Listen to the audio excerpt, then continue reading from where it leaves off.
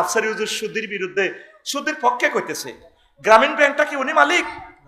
35 লাখ মানুষ, এটা প্রত্যেকে গ্রামীণ ব্যাংকের মালিক। বুড়ো মানুষটা ডক্টর ইউনূস সাহেবের জন্য দোয়া করেন, তাকে সহযোগিতা করেন, আর না পারেন তার জন্য দোয়া করেন। একদিন কাঁদবেন, যেই কাঁদার আর সবে সাদেক হবে না, একদিন তার জন্য কাঁদবেন।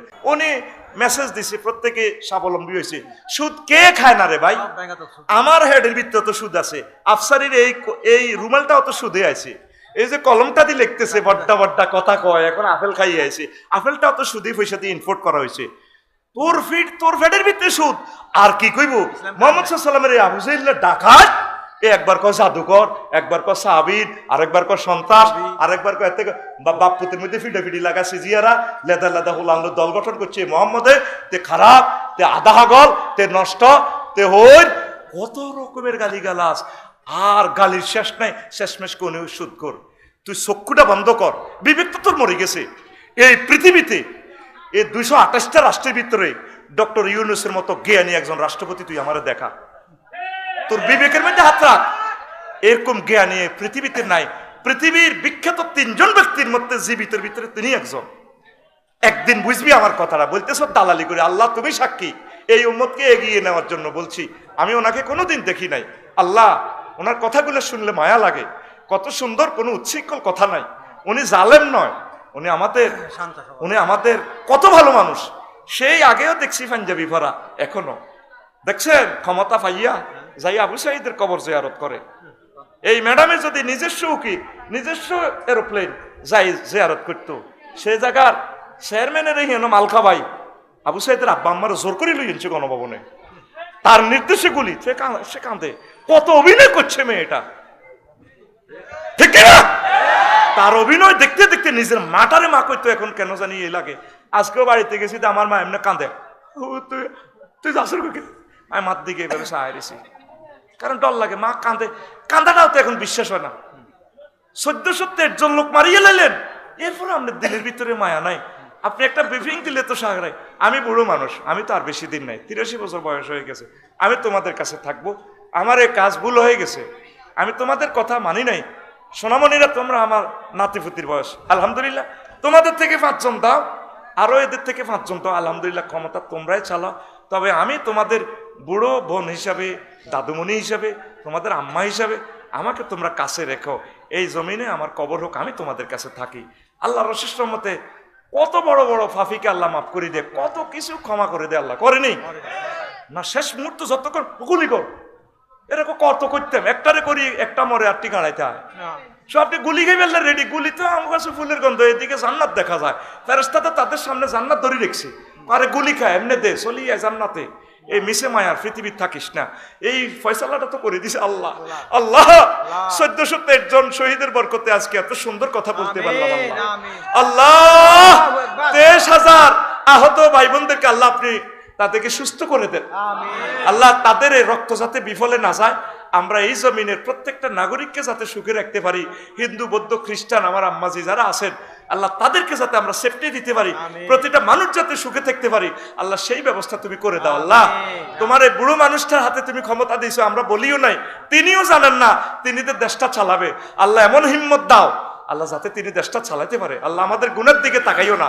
আল্লাহ রাসূল সাল্লাল্লাহু আলাইহি সাল্লামের মহব্বতে আমার 66 জন ডিসি যাতে কাজ করে, আল্লাহ এডিসি জেনারেল 300 যাতে তারা কাজ করে, উপজেলা নির্বাহী অফিসার তারা যাতে কাজ করে, দেশটা তো আল্লাহ তাদের ছেলেপেলেরা এই দেশে থাকবে। আল্লাহ সিরাজউদ্দৌলার এই যুদ্ধে, পলাশির যুদ্ধে 19 জন অফিসারের কারণে 190 বছরের জন্য স্বাধীনতার সূর্য ডুবে গেছিল। আল্লাহ 1757 সালের 13 জুন 6:55 সূর্য ডুবছে। আল্লাহ সেই সূর্য 190 বছরে ফলাইবো। আবু জাহেল আমরা সাসা ফলাইবো, হাতে বাবড়ি চুল রেখে গিরে কাটিয়ে লই।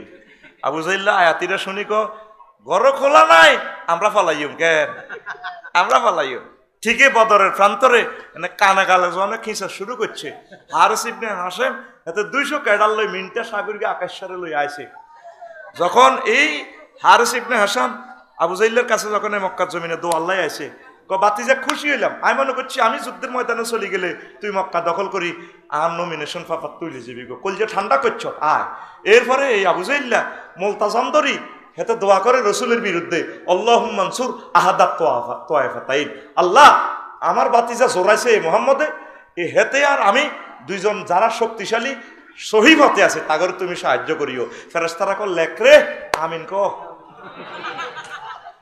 কত বড় খারাপ হেতে এই হলা, নবীর বিরুদ্ধে নবীর কাবাতে বদদোয়া দেয়, দোয়া করতে আছে। এভাবে আসে না দাঁড়িয়ে দাঁড়িয়ে রাখি, কত সুন্দর হাতে সুরত দিচ্ছে। অথচ রাসূলুল্লাহর কাট্টা দুশমন, যারা আল্লাহর কোরআনকে সর্বোচ্চ মর্যাদা দিতে চায়, সংসদে নিতে চায়, তাদেরকে রেশা রেশা করিয়ে লায়, এমন ভাব দিচ্ছে দাঁড়িয়ে দাঁড়িয়ে সাবধানে। খুব সুন্দর লাগে, ঠিক কিনা?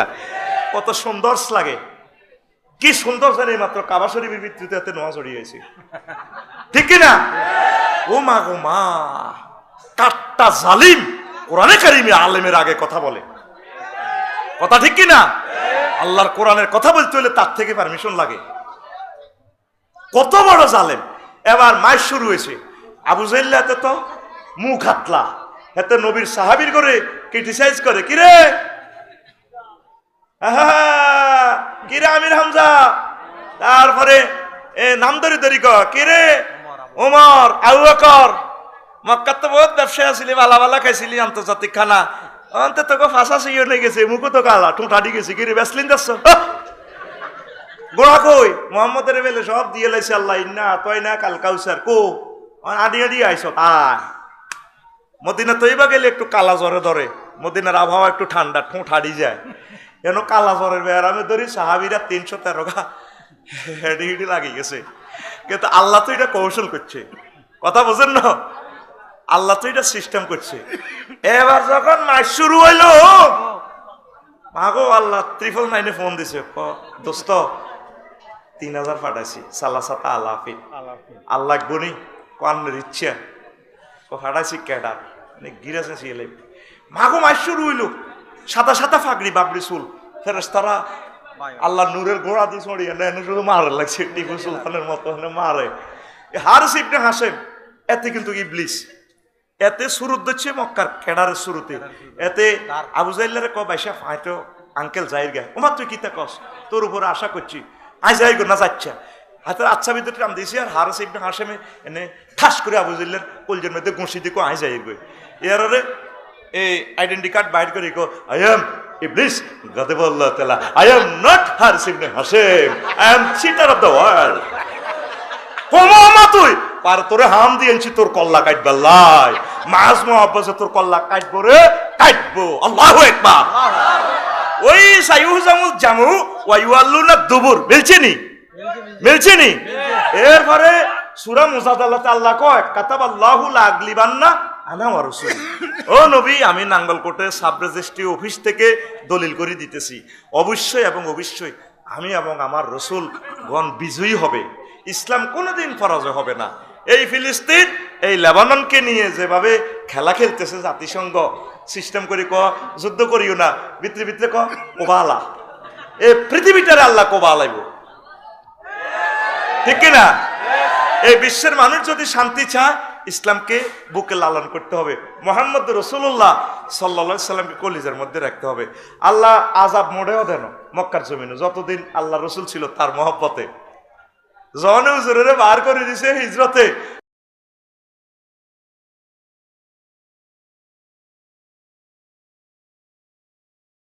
পর্বতের গুহায়।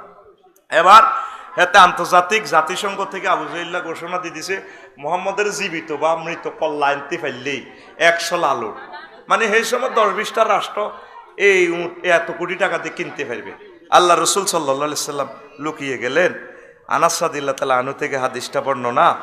এরপর রাসূল সাল্লাল্লাহু আলাইহি সাল্লাম এ করলেন, আবু বকর রাদিয়াল্লাহু তাআলা আনহু যখন দেখলো যে তাগরে দেয়া যায়, লাওয়ান্না আহাদান লা নাজারা ইলাইনা লা নাজারু, ও আল্লাহ রাসূলের ক হুজুর, যদি ইন নাজার তাহতা কদমাইহিম, যদি তারা তাগো দুই পায়ের দিকে তাকায় আঙ্গরে দেই এলে লা নাজারু।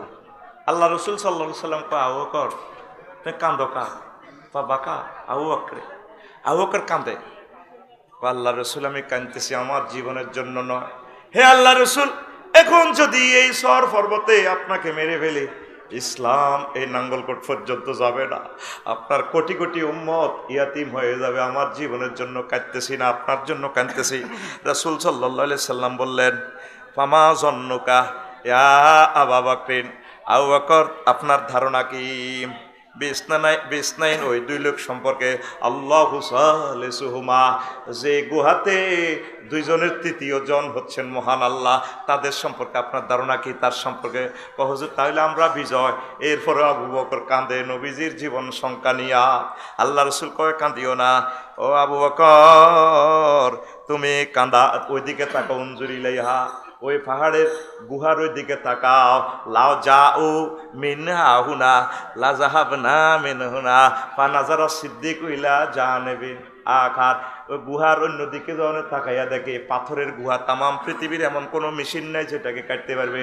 দেখে যে কাদিন ফারাজা, এইভাবে গুহা ছিদ্র হয়ে গেছে। ও সাফিনাতুন মাসদুদাতুন ইলা জানিবিহা, দেখা যায় ফেরেশতারা স্পিড বোট ইঞ্জিন স্টার্ট দিয়া টাইটানিক জাহাজ লইয়া গুহার ওই ফাতে নদী ফাতে বসে রয়েছে। হুজুর এদিকে দৌড়ানি দিলে আপনি এদিকে চলে যাবেন। আপনার জন্য আমরা ব্যবস্থা রেখেছি। এই ইসলামকে, ইসলামী আন্দোলনকে, আউলিয়া কেরামকে, ইসলামের মুজাহিদিনদেরকে ফাঁসি দিয়ে নির্যাতন করে কোনো রকমের শেষ করা যায় না। কারণ আল্লাহ জাল্লা শাহানু এই ইসলামের দায়িত্ব নিয়েছে। মারতে পারছি নি, প্রত্যেক দিন মারে মারে। আর বেলাল রাদিয়াল্লাহু তাআলা আনহু তো লুটের মতো মারে। জিজ্ঞার বোর কাছে দাম নাই, হিজ্ঞ বেলালের মারে।